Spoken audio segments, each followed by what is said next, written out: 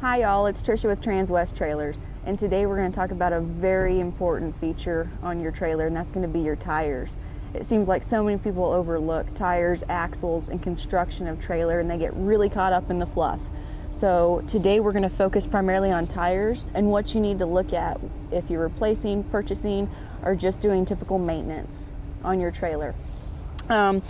First things first, on the tongue of your trailer, there's going to be a federal certification label on there, and we're going to go take a look at that because that's going to tell you what your axle capacity is, what kind of tires you need to have on your trailer, and what the maximum PSI is. So let's go up there and take a look.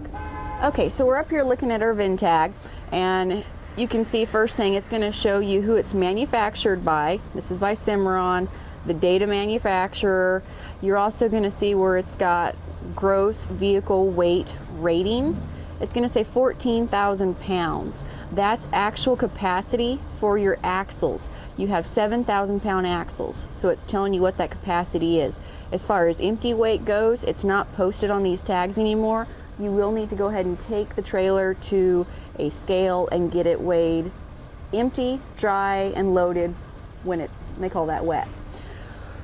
You'll also see here what your tire's at. We have LT 235 85 R16, what the rim is, which is 16, and then also what the max PSI is going to be, which is 110, and then it's a single, not a dual wheel. And then you also have your VIN down here below. So let's go back to the tires and get a little more in depth.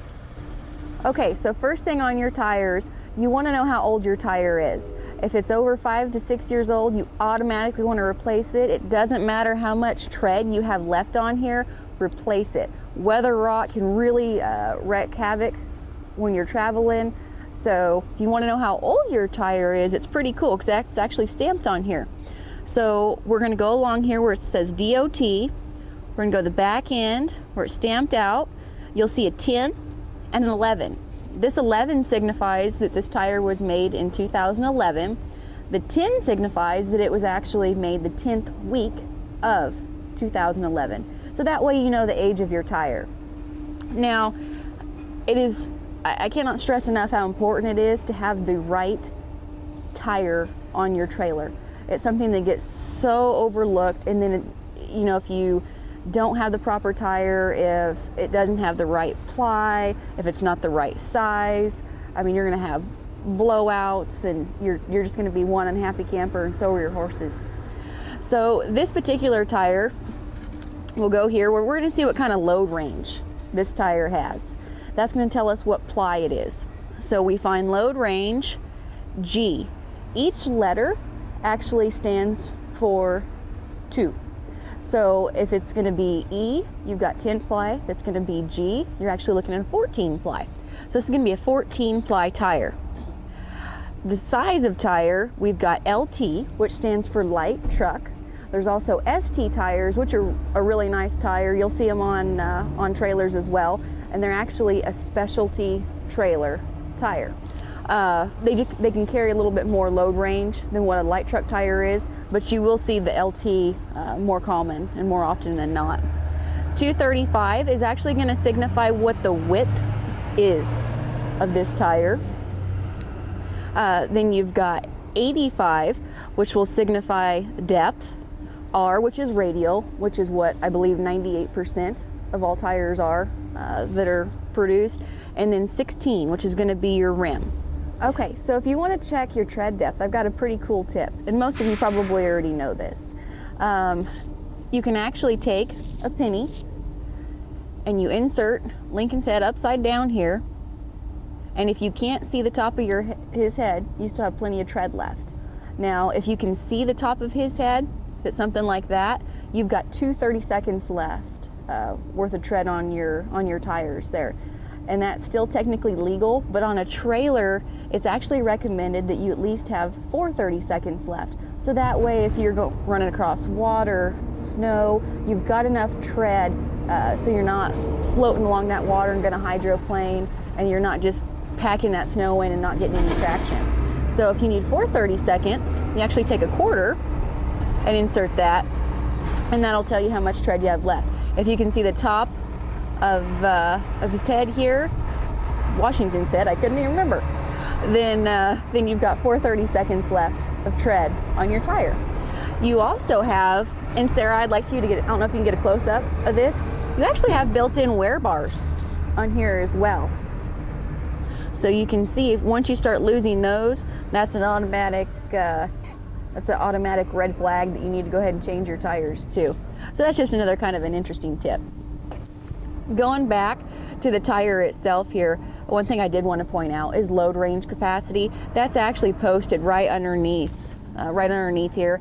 You can see max load single, where we've got 3750, and then it's going to go ahead and tell you what the cold PSI is, which is 110. And you really do need to get in touch with your tire guy and find out what you need to be running these tires at. You can run into real issues if you're overinflated, underinflated. A lot of people will automatically just do the 110 thinking that's the best way to go. And the issue you have there, if you are overinflated for what your load is, you're actually going to have less of a footprint going down the road. And what happens with that, it actually gives you a really, really hard ride for your horses. Because as that tire is overinflated like that, you have a smaller footprint and you're going to have really uneven wear on this tire. Now, if you underinflate the tire, it's actually going to start to roll, and you're going to see a lot of uneven wear along the outsides of the tire there. One thing you really have to watch too with an underinflated tire, these tires will get really, really hot, and then you'll start damaging these sidewalls because it's starting to roll, and it won't take long before you've got an instant blowout and have a problem on your hands. So again, I can't emphasize enough how important it is to check the tire pressure, get with your tire guy, find out what kind of tires you have, get with Goodyear, tell them, okay, this is what kind of load I'm running, where does my tire pressure need to be at? And they're more than happy to help you. Another thing to keep in mind too is the weather. It's really interesting because as it gets hotter, the PSI will increase, and as it gets cooler, the PSI will decrease. And you're actually looking at 1 to 2 PSI per every 10 degrees in Fahrenheit. So I mean, if you suddenly have a 30-degree temperature drop, I mean, you could be talking at 6 pounds of pressure just automatically gone. So again, so important. Check that tire pressure every time before you go on a trip. If you're storing these for the winter, for the summer, be sure to go ahead and get a cover to put on them to go ahead and protect these tires as well. So I hope this has helped you. Again, tires are so important and they're so overlooked. Don't get caught up in all the fluff. Make sure you've got the proper running gear on your trailer. Make sure you've got the right tires. Spend that extra money so you're not having all the blowouts. Take care of these and they will take care of you. I hope this helped. Please check back in for axle safety tips. We'll also be doing structure and a lot more safety videos coming up. It's Trisha with Transwest. Thank you very much. Hope to talk to you soon.